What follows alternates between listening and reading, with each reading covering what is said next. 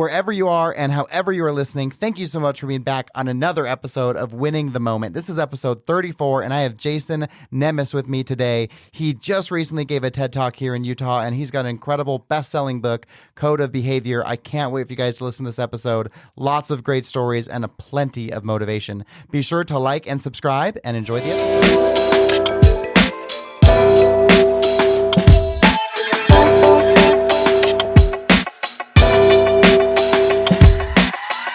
Thank you for being with us on another episode of Winning the Moment.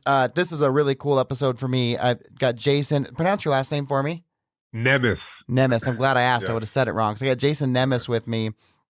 One of my goals with the podcast as I move forward, I started just always interviewing people in person, people around in the community, but I really wanted to share more with my audience. And you were doing a TED Talk in Salt Lake, and so somehow you ended up in my Instagram feed. I can't remember who it was.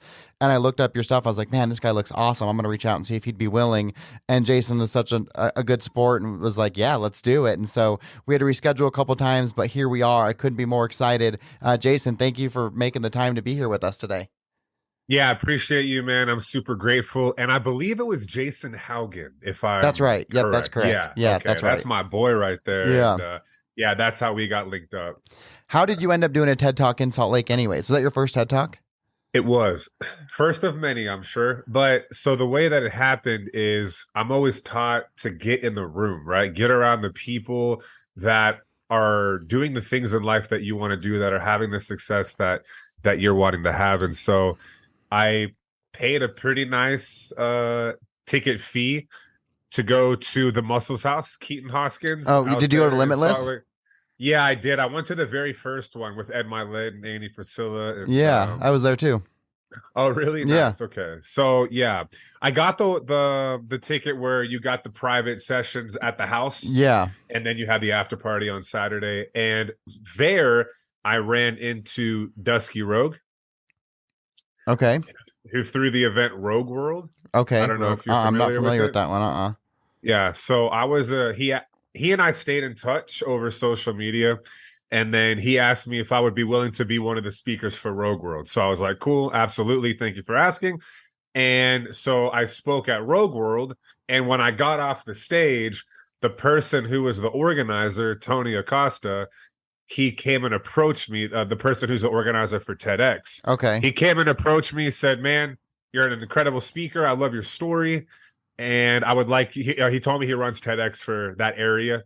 Okay. And he asked me to apply. That's awesome. Like, absolutely. Yeah. That's so cool. That's one of my bucket list goals I have. I applied last year, about exactly a year ago, because my book had just come out and it's like, all right, I've got the message I want to share. Didn't end up making it, but the application just came back around, so I applied again yesterday. So hopeful to get that opportunity. How long was your talk for TEDx? I'll pull in for you. So we had up to 18 minutes. Okay. And I think I did like around 15 and a half. Okay. I prepared for 15 because one of the biggest things about TEDx is do not go over your time limit. That's like one of their main stipulations about it. Yeah. And so I prepped for 15 with some room to go over a little bit. Sure. So and I was about 15 and a half, I believe 16, right around there. Have you been a speaker for 9 years? Is that right? So it's been like 7.5 years. Okay. And what started that journey of being a speaker for you? So I won't mention the name just for private reasons, but I started doing very well with a network marketing company. Okay. Started trash bag of clothes, living in my buddy's living room.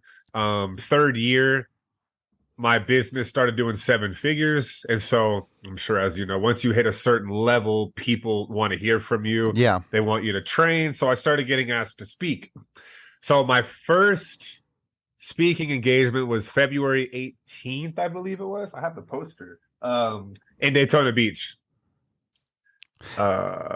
2016, I believe it was. And what was, like, at that time, because you obviously didn't have your book out yet, so what was your message about when you were speaking? Was it just about business? Well, for that, it was how to grow your business within the company that I'm with. Okay, gotcha. It was catered to that event. Like, it was... Sure, you're speaking for that purpose. It was a seminar for that, right? So as like a speaker now, have you done like classes or coaching, or have you done anything to like perfect your craft? Zero classes, just a lot of getting on the stage. Okay. And I will say that I like to go to a lot of events with high level speakers, and Yeah, I'm always studying them while they're speaking. absolutely. It's I'm funny because I had been to a lot of events in my life and I never like watched the craft of it. Like I never watched a speaker like I watch sports, right? right, But right. then when my book came out, that was one of my goals. I want to be a speaker and I've been fortunate to do a couple events so far this year. But what I realized is like, so like when Ed was talking, it was like he just punched you in the mouth instantly. Oh Like he yeah, he's grabbed so you, good. you know, Yeah. and it was like, wow. And so then I asked myself, okay, how did he grab us? What did he do differently? And like when he's telling that story about his son playing golf, it's It's like the best. I'm in it, you know, like I'm watching a Yeah. movie of him talking. And so it is so interesting. I love that perspective you shared of like, go and watch the people who are good at it because you're going to take so much away from it. And I watch talk so differently now than I ever did in the past. Yeah, that's cool. So, like this past weekend, I was at an event with Andy Elliott, and that was on Sunday. And then the Friday, it was okay, then there was also Ryan Stewman on Sunday. And then I heard like Clever Investor and Chris Crone on Friday in Dallas. And I'm just studying these guys. I Yeah. mean, they're pretty solid speakers. So, but it really comes down to your ability to tell stories, you know, being a Yeah. master storyteller and the way that Right. you deliver it, as you know. And yeah, when you can master that, man, you can get any crowd to fall in love with you because the ability to draw them in. Yeah. Right. Is that one of your goals now is to like continue to be on that speaking stage? Is that something you're trying to find yourself in that space? It is my number one passion. I love it more than anything. Yeah. It's an amazing thrill. Yeah. There's a thing out there called Vistage. Are you familiar with Vistage? I don't believe I am. So Vistage is it's a board group all over the United States. So you have to look it up. They have boards all over, and every board has 12 meetings a year, and it's all like C-suite level executives. 12 meetings a year. 8 of them they have to have a speaker. And so if you can get into the Vistage network, then they can go and they can hire you to come be a speaker for their chairs. And what's awesome about it is that one, you get just that much more opportunity to practice your craft, right? But then you're talking to all these C-suite executives who have their own companies who also want to hire speakers, right? So it just puts you in this incredible network where you can speak all around the United States. And then after you've done it, if you go and you do a good job, the probability of one of those 12 C-suite executives wanting you to come speak to their company is pretty good too. So Of it's an course. awesome network. So I'd look into that. I'm definitely going to do that when we get done. Yeah. So Thank you. yeah, of course. I saw you spent last weekend with Andy Elliott in Scottsdale. What was that event? That was like OmegaCon. I forget the exact name they Okay. had, but it was it was just going and learning about sales and promotion and social media and networking and building your brand. And yeah, I mean, Andy Elliott did a lot of the sales talk because I mean he's a freaking He's master at it. unbelievable. His energy is just like infectious. It's unreal. Yeah. And I had lunch with him and Jacqueline and their son, and man, they're the most genuine, authentic people on a very high level that I've ever met. Well, yeah, I think it's interesting because I think some people have a misperception of him or like think he's like maybe a dick for lack of better Oh, they words, do. He's right? so cool, man. But Yeah. when he talks and he says it in the way that he does, and like even like when he pulls the guys on stage, like lift your shirt up, he's like, "Do you feel good about that?" You That know? was in Dallas. Yeah. That was in Dallas. I was there live for that, man. And it's like He was backstage. He was like, "Watch, I'm about to make this go viral," and he already had it planned out that he was going to do that. but I loved it, you know, because It he's was like incredible, he's man. right, you know, Oh, and 100%. and I'm sitting there watching it on my phone, like, damn, like I actually love that. Like, let's just be real and honest, and that's what he does. Like, he's just cutting to the core of like, what are we really after? I think he's awesome. Yeah, he's great. Okay, so then let's get into a little bit of backstory. So I'm curious. You'd kind of talked a little bit before we got started about your heart attack story, and that you actually died for a minute, and that's kind of the lead into your book, Code of Behavior. So do you want to share that story with the audience? Yeah, no problem. So, it's interesting because I never really realized how many people out there suffer from addiction, and I suffered majorly from addiction.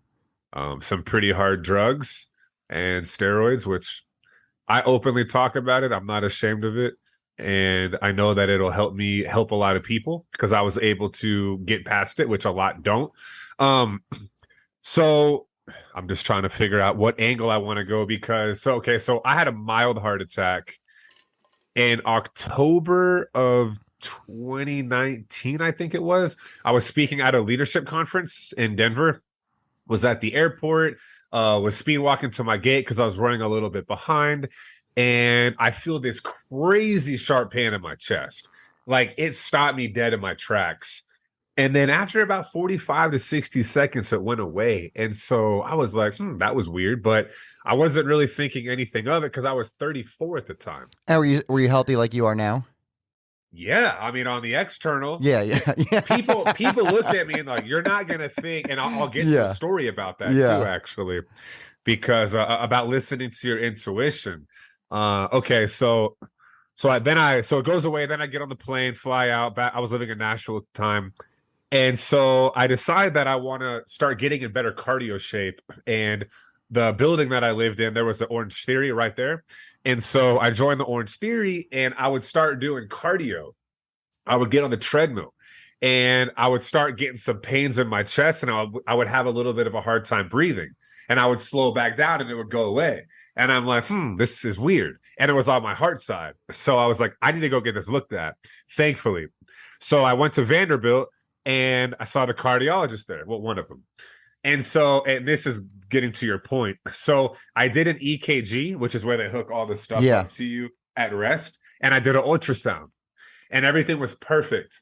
And the cardiologist was like, dude, these results are perfect and you're in such great shape. You obviously take care of yourself. I don't think you need a stress test. And I was like, doc, the only time I have an issue is when my body's under stress, when my blood pressure is elevated, and I want to do a stress test. Hey, y'all, cut it out. Sorry, my dogs are growling. No worries. So I said I want to do a stress test, and he granted it for me. And so I do the stress test, and that was very challenging to say the least. And so when I get done, they lay me down really quick, and they're like, "Sir, are you okay? Are you dizzy? Blah blah blah." And I'm like, "Yeah, I feel fine. Why?" And they're like, "Do we just need you to stay here and relax for a few?" And another nurse ran outside and screamed for a doctor to come in. Oh, wow. So I'm like, what's going on? And they're like, "Sir, we need you to calm down." I'm like, you saying that is causing me not to be calm, right? That's how that goes. And so long story short, the people that do the stress test, they have one job, and that's to read the stress test. Yeah. Right. So they know if something is off. So my heart wasn't getting enough blood flow to it at a high heart rate. So then I get scheduled for the cath lab, which is where they shoot the dye and put a stent in. Okay. So they do that and they discover that I had 100% blockage at my widowmaker. Oh, God. But my heart, it grew from the good side to the bad side to route blood over there, which stopped me, they said, from going into heart failure. But that's why I was okay at rest, because I had enough blood flow at rest. Okay. But I didn't have enough blood flow at those high heart rates, and beats per minute. So I get a stent put in, and then the stent was put in April 3rd, 2020. Hey, y'all, cut it out. Golly, like worse than kids. And okay, so that was April 3rd, 2020. So the next year, April 4th, 2021, on Easter, it's a crazy story. Get up. It's a beautiful day. I go to the gym about 30 minutes away, Lifetime Fitness, because a couple of my buddies wanted to go train some legs. So go up there, hit some legs. Then they want to play basketball. So we go and play basketball, and I was only wanting to shoot around, had low top shoes on, was weighing about 243 pounds. I was in a little bit of a bulk phase. And so I wasn't in shape to play basketball, like that kind of basketball. Yeah, right? 240. How tall are you? Like 6'1". Okay, yeah. So you were big. Yeah. Yeah. I mean, I was more so like, yeah, let's play around the world. I grew up playing basketball, having a pretty good shot. but not like going back and forth. So Yeah. anyway, so there's these other three guys there. They start talking their smack. So we play 3-on-3 half court. Now I'm huffing and puffing the entire time, but I'm thinking it's because I'm just out of shape. So then we get done and we're on the bleachers. We're talking, we're hanging out, just kind of catching up on life and talking about business stuff.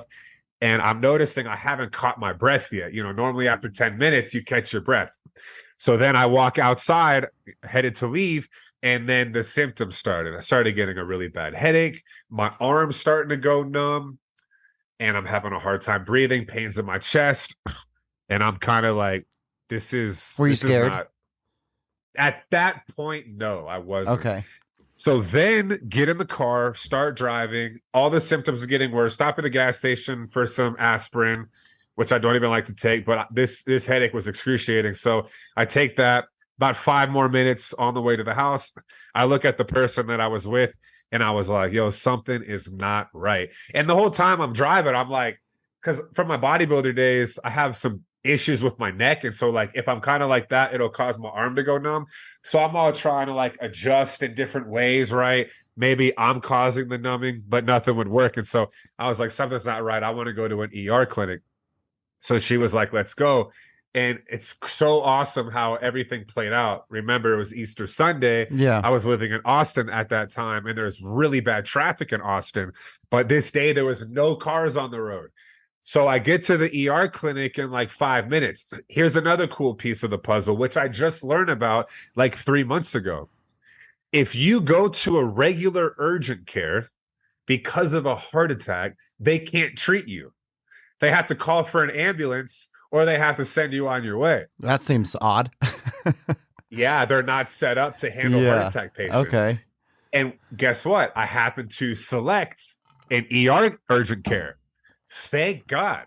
So I pull up, I get in. They're like, sir, how can we help you? I said, man, I'm pretty sure I'm having a heart attack right now. I always tell the story and get some laughs, and he was like, can I see some ID? And in my mind, I'm like, dude, are you serious right now? Like, I just told you I'm having a heart attack. Like, give me to the back. We'll figure out all the logistics later. Yeah. And then I go to get my wallet. I left my wallet in the car. And mind you, I'm having a massive heart attack. So I go back out to the car, get my wallet, come back inside, give him my ID. They rush me to the back, and the doc hooks up the EKG to me. And I'll just never forget him looking down and seeing the result, like what the reading is, and looking at me and saying, sir, I'm sorry to tell you this, but you're suffering a severe heart attack right now. And in my mind, you know, the mind is very powerful, but in my mind, I'm like, doctors exaggerate things. I've already had a heart attack. I'll be out of here in like an hour. Now, Yeah. I was out of there in an hour, just not the way that I envisioned it. And I love telling this part of the story because of how powerful the mind is once again. But I sat, so they lay me down on the bed, right? And they're giving me all these different things to chew and to swallow. So I have my phone on me. I text my mom. I said, Mom, I'm having a massive heart attack. And I put my phone down. Like, why the hell would somebody do that? So now your mom's just worried about you and you're not responding. Like, what was I thinking? But I'll tell you what I was thinking. But my little brother passed away from an addiction. Okay. The day after Christmas. So thinking back, I'm like, I'm her last son. Like, Yeah. not the best idea. But the reason I did that is because I was so fixated on the fact that I was going to walk out of there, that I was going to survive, that it was mild, it was no big deal. Right. Like, that's where my mind was at. I wasn't really thinking like, this is a severe heart attack and we got a major issue. So anyway, after some time goes and we probably had like everybody from that clinic in the room, I just felt myself starting to fade out. I felt myself about to die, like legit. And I just remember telling them, like, I feel like I'm about to die. Y'all got to do something. Please help me. God, please help me. And that's when I flatlined. Were you scared at that point when you felt like the... Yeah, I was pretty nervous, man. I'm not gonna lie. It was one of the scariest moments of my life. I literally fighting for my life on that table. And were you religious at all when you're asking for God to save you? Is that out of like, because who else are you going to ask? Or is it because you had a religious background? It's a great question. So half my family's Jewish, half my family's Christian. And so I was always kind of in the middle because I never wanted to upset the other group. Yeah. But all of my friends are Christian, mentors Christian, and a couple of my mentors are like hardcore Christian. Yeah. And I would go to church every Sunday when I would be in town, and I would always feel some kind of way being in church. And I know you know what I mean. Yeah. Just like being around God and his house, just the way that you feel is you don't get it anywhere else besides church. And so, yeah, so I asked God to help me. And everybody asked me if I saw something, and I probably could have made up some crazy story and been on Steve Harvey or Oprah, but I like to stay honest and truthful. So I did not see anything. Actually, everything went black, and I took that as I need to get my relationship stronger with God, because who knows what would have happened in that moment had I not been woken up. So another cool part to the puzzle. So I wake up after about 40-ish to a millisecond. The nurse told me 40 roughly. And so I hear my name, but I can't open my eyes. I just hear Jason, right? And my eyes are closed and I'm literally just laying there out. And then I open my eyes and I'm like, huh? And the doc's like, welcome back, sir. She just saved your life. And so I'm like, what? I'm pretty dumbfounded about the whole situation. So I look over and I'm like, you just saved my life? Like, what? Thank you. So I found out a couple weeks later after I met up with her at the clinic, my mom and my girlfriend at the time. We met up. It was a very emotional time.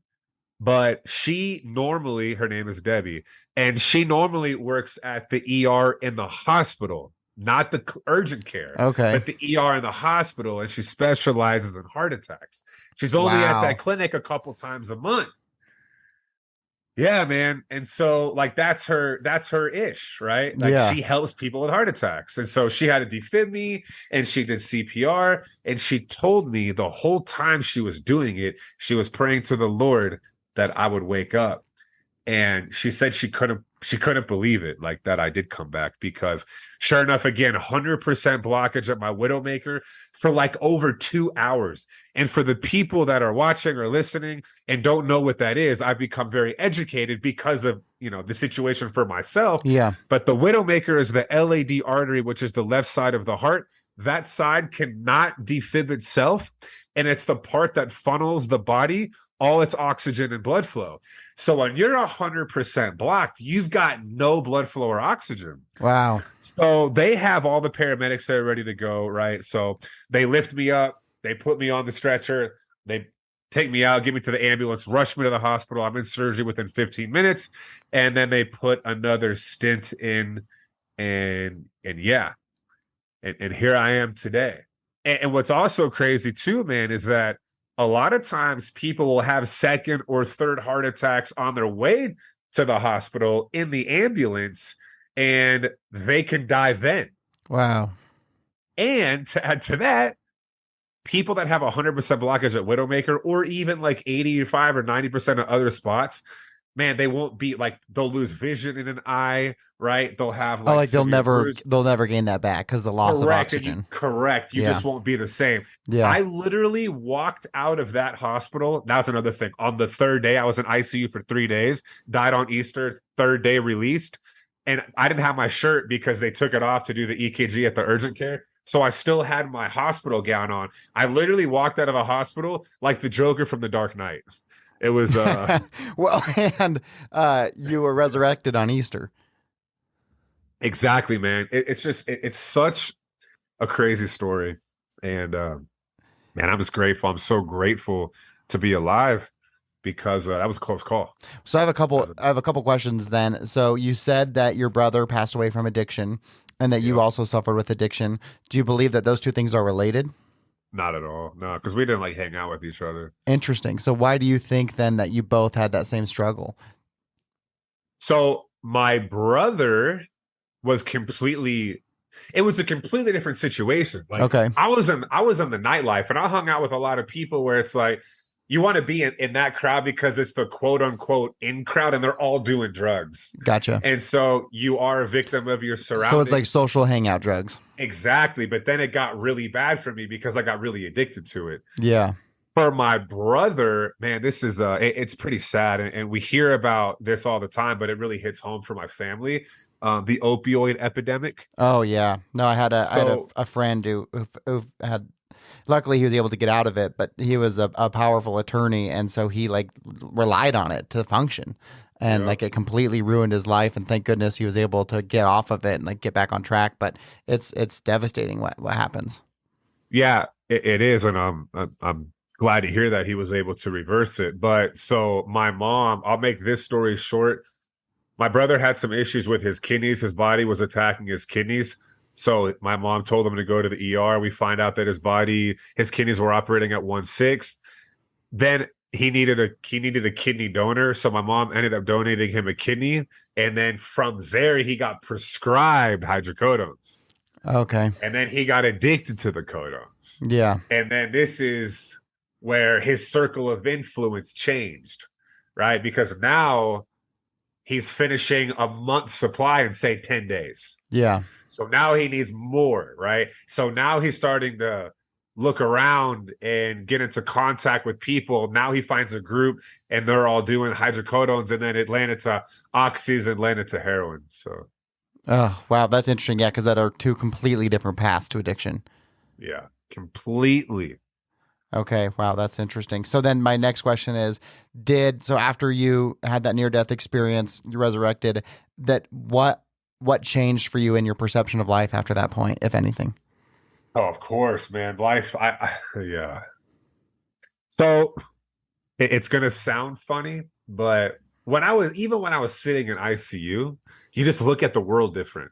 When I was sitting in ICU looking out the window, I'll never forget thinking to myself, wow, those trees are so pretty. Like the sky is so blue today. Yeah. Just literally an appreciation for nature, like for God's creation, because I never would be like, wow, I mean, I'd be like, yeah, it's a beautiful day outside You don't today, but appreciate not it the like same way. Yeah. really be amazed by what you're looking at. Yeah. Right. Like, God, the leaves are so green today. Like, I would Yeah. never do that. Right. And then I'll never forget driving home, getting into my closet. I was living in Austin. I had a high rise downtown, pretty nice spot. And, a lot of people, they just, all the stuff. And I love nice things, but a lot of people, we put our happiness on the stuff, and that's a problem.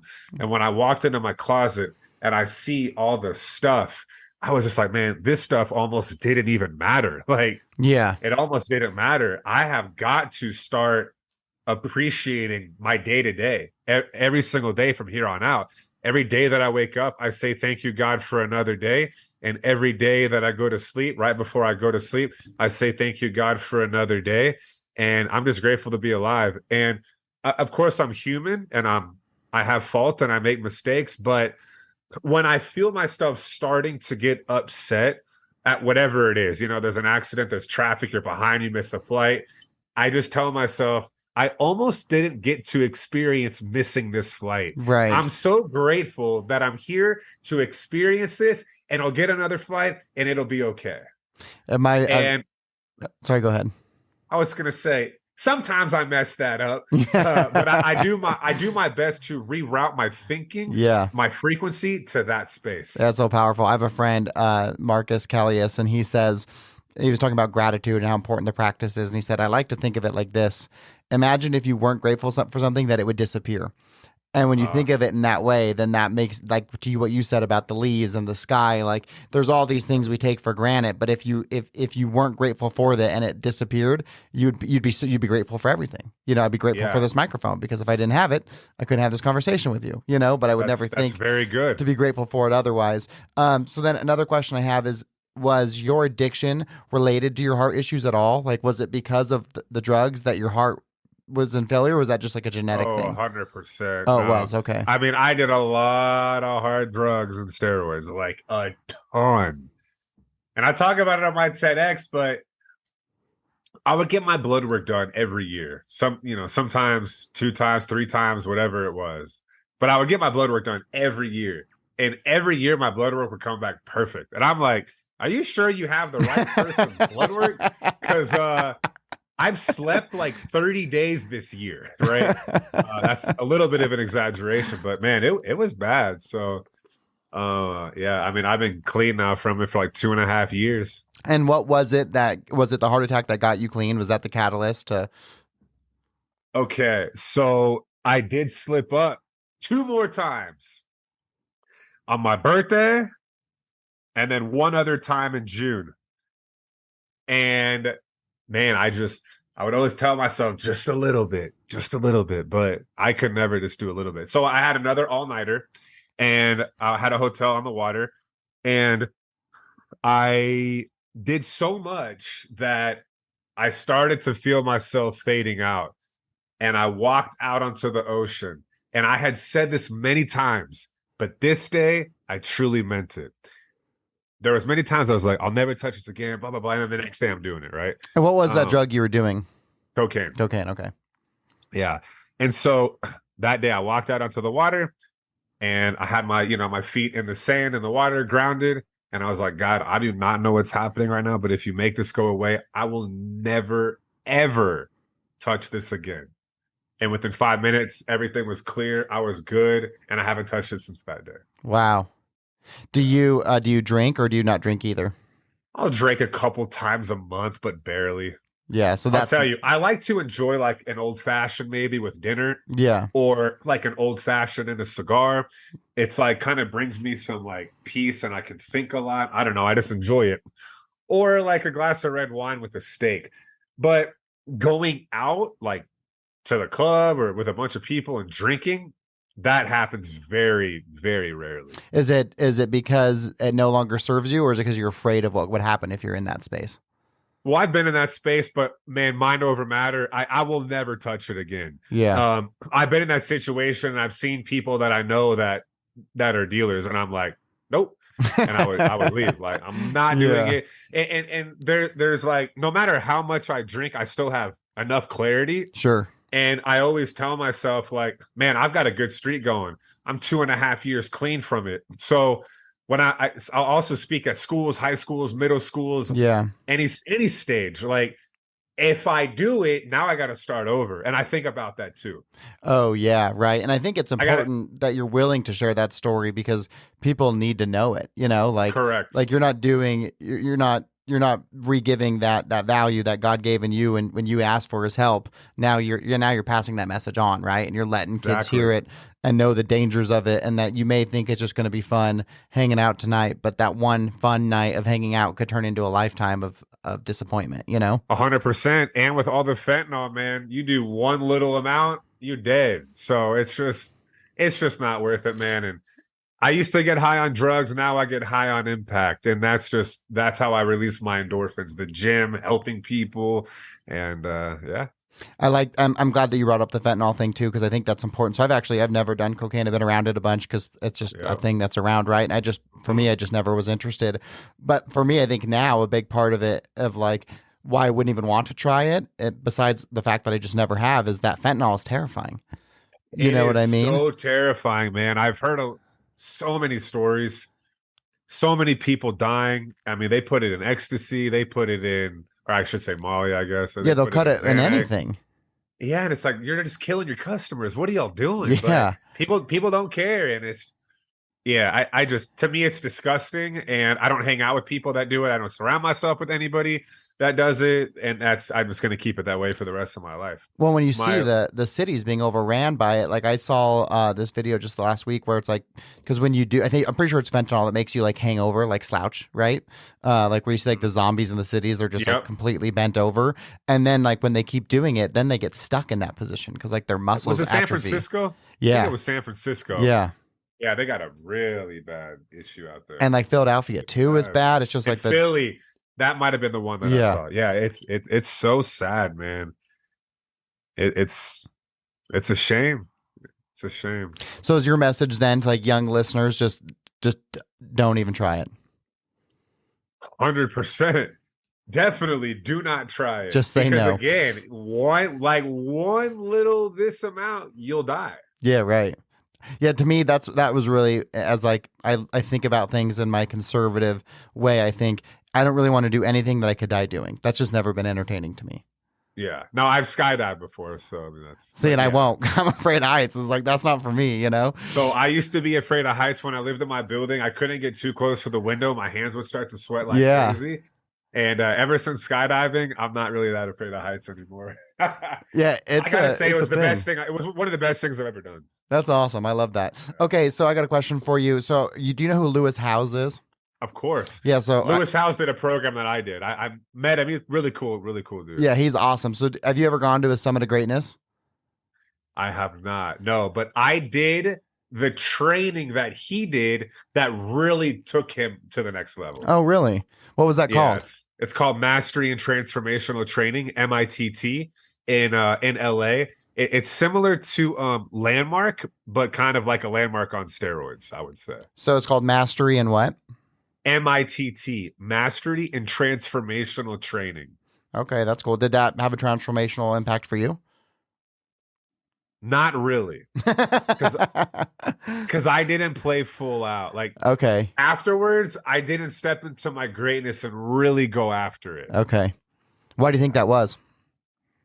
because I was comfortable. Yeah. So easy to be comfortable. It's hard to be So uncomfortable. easy.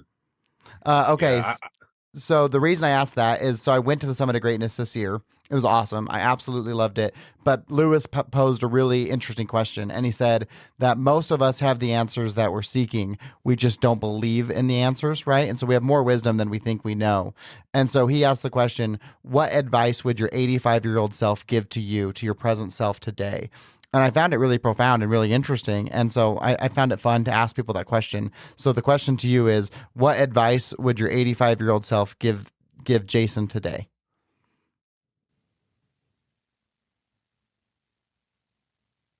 to be very smart and intentional with every decision that you make, whether it be relationships, whether it be business, whether it be where your money's going. Because at the end of the day, and my book's called The Code of Behavior, but your behaviors and your choices will dictate how your life turns out. And it's all calculated, right? There's a result to every single choice that we make, no matter how minor we think it is, because everything reflects everything. Everything matters. Yeah. And it's all in the small details. Because I've made some very poor choices. I've blown a ton of money where I look back and it's like, if I would have taken that money and I would have invested it Yeah. in real estate, I would be worth multiple 8 figures right now. And it's like, okay, well, now I know to do that, right? I almost bought a McLaren a couple months ago. And instead of doing that, I put it into a flip property from a big real estate check that I had gotten before, right? So now it's like, I'm taking my main source of income and funneling it to cash flow, to extra money, to then in time get more cash flow producing assets. I'm curious how you balance that. So like you want to obviously you're like cars, so you want a McLaren, which is awesome, and then you've got this opportunity for investment. How do you balance that now to make sure that you don't sacrifice some enjoyment? Because obviously the money we make is meant to increase the quality of our lives, but also you want to continue to progress forward. So how do you balance that for yourself, like allowing yourself to have the things that you do want while also being focused on your future? I am not worried about the things that I want right now. That goes back to the heart attack and the stuff. I am focused on the day-to-day activity that will bring everything. Got it. And yeah, because it's like, can I afford it? Yeah, it's like 20 grand down and 2,500 a month or whatever it is. Yeah. It's not that expensive. Like I could go get it right now, but now is this not the right time? Yeah. That's just I would rather play the game of multiplying than Sure. going and getting a car that won't provide that for me right now. So I want to get to a certain level of wealth and money being generated. 100K a month passive is like, until I get there, I'm just not doing much in life. Okay, so that is really what you're after. So would you say like that's your purpose right now? If you were to say, what's your purpose? What would you say that is? Man, my purpose is to be a light to people's darkness and to help other people understand that they can make it happen and to tap into their greatness. that's my purpose. I love that. Yeah, I appreciate it. The money's a byproduct of the work. And what is your main source of income now? Is it the marketing company that is it The network the marketing. network marketing? Okay, so that's your main source of income currently. Yeah. And then you're just taking that income and turning it into passive vehicles. I am now. Yeah, I am now. Again, I blew a lot of money, but I learned, man. I learned my lesson. So, and that's another thing. I heard Andy Priscilla at Ed Milet's house that day, or sorry, at Keaton's house. Uh-huh. He said there are two things that if you do these two things, there's no way you won't win. It was one, never quit, but it was two, do not make the same mistake twice. And I have heard that many times, but when he said it, there's just something about Andy. Yeah. And when I processed it, I was just like, it's got me thinking, how many times have I made a mistake? Not just twice, but 3 times, 5 times, 10 times. So if I were to get this chunk of change and go blow it on a McLaren, I'm making the same mistake. Yeah. I got to take this and multiply my money. It's like every dollar, we got to have it become an employee to us. Yeah, no, I our totally money agree. is our employee. Yeah, it's your army, it's your arsenal. That's right. That's right. I actually really love that because it's so simple, but yet so true. Because it's fine to make mistakes and to have failures, right? There's nothing. In fact, we can really only grow and progress through that That's learning. right. But if you, It's inevitable. right? But if you continue to make them, then you're just going to be stuck in the same spot. So even though it's overly simple, I think it's equally powerful. So in my book, Winning the Moment, so much of it is based about being present and being in the current moment. But I think that you need to do that while not losing sight of what you're shooting for, right? It's like, what's your big, hairy, audacious goal? Like Jim Collins, Good to Great. And so is there something that's 3 years down the road for you that you're really trying to pursue, that you've got a goal you're trying to reach?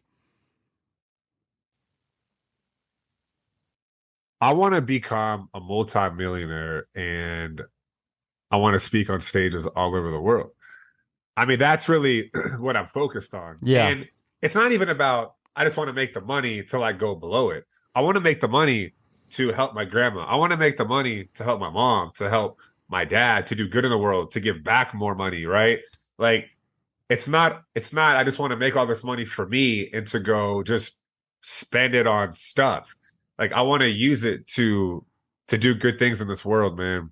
And, I'm gonna make it happen. Well, what I like is when you said your purpose, I don't want to misquote you, but I think you said to be the light to other people's darkness, right? And so I believe that when you say that, the money is a means to amplify. Oh, that's awesome! Amplify the opportunity to make a difference in other people's lives. That's right. So I love that. And the more successful that I become, the more people I'm qualified to help. Absolutely. So the more I'm getting better and bringing in more and more money, well, now I can help more people. Well, and the fact of the matter is, the more successful, air quotes, right? But the more successful you are, the more sought after you're going to be as a speaker, and then thus the larger audience you can speak to. That too, creating more opportunity for growth. So I think that's awesome. Amen to that. So let's talk a little bit about your code of behavior. So tell me a little bit more about your book. Yeah, so it's the 5 essentials to unlocking a life of extreme inspiration, unlimited confidence, and endless victory. And those 5 are goals, desire, discipline, confidence, and action. And it really just walks you through identifying your current code of behavior and then figuring out what you need to do to go where you want to go and ultimately win in life. Whatever winning looks like to you, because it's different to everybody. Some people, they just want to make $50,000 a year and volunteer at a charity, right? And some people want to make 50 million a year. So just whatever somebody's goal is, it helps you to get there. And then you can hit that goal and then reread it and reassess. I love that. And actually, you and I are sharing the same message, because the real premise of my book, Winning the Moment, is that you've got to define for yourself what wins are. Like, quit letting society get in the way of what you're supposed to do and instead do what you want to do, right? Like, Amen. you get to play your own game. So I think that's incredible. In that vein, what's the biggest win you've ever had in your life? But waking up that day, I mean, like, not to sound cliche, but to be dead on a table to then wake up is pretty extraordinary. But I mean, I'm top 1% of my network marketing company, which is a huge win. Man, as far as speaking goes, I mean, to speak on the TEDx stage, that's you say TEDx, everybody knows what TEDx is. Absolutely. Yeah, it's super cool. And so, I mean, that's a pretty monumental moment for my life, is speaking on the TEDx stage. That's really cool. Yeah, that's definitely, like I said, a bucket list item for me. And I think in your pursuit of being a speaker, that's a stage that you can't not speak on. Right. Yeah. So, and then I should be able to use that as leverage to get in the doors with other places. Oh, I mean, to absolutely. say that you're a TEDx speaker, they're going to say, okay, come on. Like, you Yeah, obviously are absolutely. credible, right? So, That was my, my real goal in applying last year is like with my book just coming out, it was like that could be such a great catalyst for exposure. And so then the opposite of that, then what's your biggest loss you've ever had in your life? man, the loss of myself.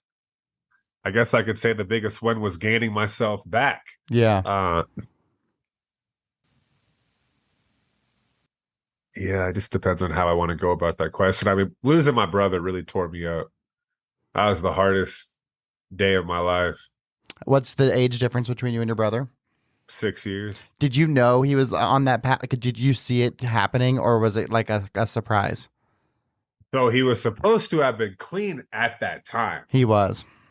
and he lied to us. And then he started injecting his feet so nobody would see. And yeah, It's amazing what addiction will do, they like will to do the lengths anything that to you will hide go it. to. Yeah, And yeah. when he was going through that, were you also struggling with your own addiction at that time, or were you clean during that time? So I would use, but I wasn't like addicted where it was like a major problem. But Got like I it. would go out, do a little whatever, but I wasn't in a major state then. Okay, so like you're not missing work or anything. You're still Correct. I functioning. was just kind of dabbling a little bit when I Yeah. would go out. So, Okay. All right. So then, is there a mentor that's been like really beneficial or impactful for you in your life? oh, I've had a couple. Yeah, I've had a couple. Actually, one of my main ones, and I don't know exactly who told him and what they told him or how many people, but he blocked my number. Mm. There is some stuff that got back to him. So he's one of the most sought after mentors in our entire company. And he took a liking to me, and he's phenomenal. I love that guy. And yeah, one day I was messaging him and my messages weren't getting delivered. And I'm just kind of like, huh. So then we're at an event. I went and talked to him. I was like, man, I don't know what's going on, but I'm guessing you blocked me. Can we meet for lunch next week and talk? And he was like, yeah. And then the following, we actually spoke on the phone, but he told me, he was like, some stuff got back to me. And initially I was like, Jason, nah, there's no way. And then another person said the same thing. And then another person said the same thing. And then I was just like, man, I felt lied to. I felt betrayed. Every time we would hop on a call, I would always start by asking, how is Jason doing? And I would always say, great. And there were some times where I hadn't even slept because I was Yeah. on drugs all night. Right. Right. Then I'd be on the mentor call. And so, and he was like, you should have just come clean and been honest with me. And, we could have talked about it. And it's just looking back, what a lesson, because me hiding the truth from him is actually what caused him to block me, because he found out anyway. Yeah, he would have And he been more told me willing to support you had you been honest. he would have loved to help me through Yeah. the situation if I would have been honest. That's right. How interesting. That's a very interesting perspective. So I'm curious, obviously fitness is a big part of your life. And so what does your daily routine look like? As far as fitness, Or even just when your day? Like how do you optimize? Like what does an optimized day for Jason look like? well, I wake up and I walk my dogs. I try to get up by 7, Yeah. usually earlier, but by 7. This depends on when I go to sleep. I take my dogs on a good walk. I think it's important to get outside. Then I come inside and I'll cook my breakfast. I have pretty much the same breakfast every day. And then, yeah, just running appointments. So with the company, we have different brick and mortar locations, and we've got Okay. one not too far from where I live. So I'll go hang out up there sometimes. One of the people in my downline owns it. And I do travel a lot, going to different events and meeting people and networking. But I'm doing some transitioning with some stuff right now, and I'm really excited for what's to come. That's awesome. What have you found is your best route for getting opportunities to be on stage? Have you found anything that really works well for you and trying to create those new opportunities? Yeah, I mean, shake people's hands, right? Yeah. Just meet as many people as you can and connect with them on social media and be building your brand on social media Yeah. and be getting as much content as you can. It's important that you're putting out the content because that will showcase at least some of what you're able to Sure. do, what you're able to talk about, if your message aligns with what the person's looking for to bring somebody out. Right. So, I mean, if you're not vocal and you're not out there meeting people and letting people know what you have to offer, who you are, what you're about, then you'll never get on stage. But I mean, it's a hustle. Yeah, right. Especially when people don't know you. You got to grind. You really got to put yourself out there. Have you always been good with social media? Because I know on Instagram you've got like almost 300,000 followers. Is that like a recent thing with your book, or is that something you kind of always have had? It's grown gradually over, I don't know, 10, 12 years or something. Okay. Yeah. And has the book and speaking kind of helped propel that a little bit? The book is always an in. I could probably be more diligent about utilizing the fact that I'm a best-selling author to get in more doors, to do more stuff like with sponsorships and speaking with schools. Yeah. Because I did one tour where all the seniors in the district got a book and I came and spoke for free, right? Yeah. Air quotes. Uh-huh. But I made X amount of dollars per book, right? Right. So it was a very nice payday. Just to, and I love to speak. Yeah. I love speaking to the youth. Well, and it's great to get your book in their hands too, right? Like that's right. the best. They can learn. Yeah. So yeah, we had some fun. I had some fun with those schools. And but yeah, I mean, when you say you're a best-selling author, man, people are like, oh, really? And it's just automatic credibility. Absolutely. Like people want to know who you are, what you do, what you stand for. Yeah, it was an important thing to hit that list because it just like you said, it provides that level of credibility and then also intrigue. Then they're like, oh, well, tell me about it. Right. And it's cool too because you last forever. I don't know if you did the audio, but I did my audio. So my voice is literally out in the world forever. My producers here keep telling me I got to do it, and I know I need to. Like that's and what's amazing is I went to a book thinkers event, and someone shared a statistic that 70% of book compensation is done through audio, and I was like, damn, I gotta get my ass in order because I mean 70% of the market, I'm not available for them. Oh, you need to go make that happen. Yep. So I gotta. That's one of my goals for 2024. So I'm curious, as an author yourself, what's the most impactful book that you read? Which book made the biggest difference for you in your life? It's gonna sound funny, but Outwitting the Devil. I love that book. That's my top 5 for sure. It's my favorite. The problem is, like, it was my favorite because it would sink in so much with me. The addiction was just so strong. But when I would listen to that book, it was basically like the devil is out to get me every single day, and I cannot let the devil win. Yeah. But the devil would win a lot. It is such a good book, and it's one that doesn't good. get talked about in the same capacity as some others, right? Like No, it The doesn't. Alchemist or Atomic Habits or any of those books that like everyone's talking about them, or even like David Goggins stuff. I don't know many people have read it, but it truly is just and it's amazing to think when it was written because Napoleon Hill wrote that a long time ago. 1937. Yeah, and it's just as relevant today, almost 100 years later, maybe even more relevant. It's scary how relevant it is. I mean, they didn't even have the studies done for what he was talking about. Right. Yeah, it's pretty fascinating. What a high level thinker. Do you consume most of your books through audio? So I did until I started the 75 hard. Oh, okay. And then that got you in the habit of the 10 pages a day? It just got me in the habit of reading daily. And I could get better at it now, but I like to pick up a book. I haven't done it every day, but I do it pretty frequently. There's just something about sitting down, having the book in your hand and turning pages. Yeah, I one of my goals actually is to embrace audiobooks next year because I feel like I've been a book snob and I've always been like, oh, you'd listen to it, well, you didn't read it, Right. And it's like I wore it like a badge of honor, which is silly because at the end of the day, let's just get good content in our ears, and if I can have more good content, that's obviously a net positive. But I do love to read, like having it in my hands, and for me, I like to keep the books, and like for my kids as they get older, they're 10 and 7 now. But when they struggle with things in their life, or if they get into trouble, I'm not going to punish them in the traditional way. Instead, I'm going to say, all right, well, you got to read this book, and so your punishment lasts as long as you want it to. You want to do a report. Yep. Give me a report on it. Yeah. You want to take 2 weeks to read it? Well, you're grounded for 2 weeks. You want to read it today? Like that, then it's just today. Go knock it out, man. I freaking love that. Yeah, man. and then that's you so cool. Give me a report. We'll have a conversation about it. You tell me what your key takeaways are, and because at the end of the day, my advice to them would just be a shared collection of information I've received. But because I'm their dad, it's like, well, whatever. But if Napoleon Hill says it, then it's like, oh yeah, okay, I can connect with that. So yeah, I think that's awesome. They will be so far beyond their years.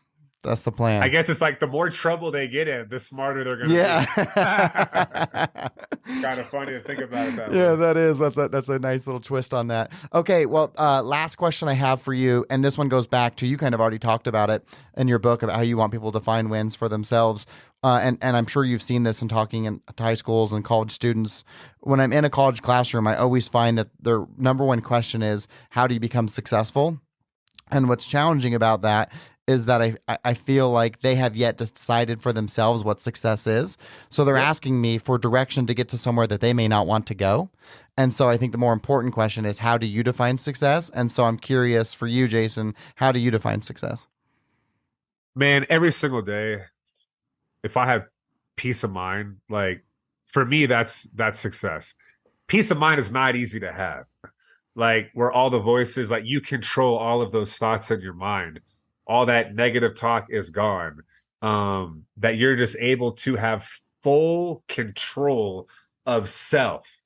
Because when you're able to do that, everything else I feel like will fall into place. Yeah. It's the stinking thinking that messes us up.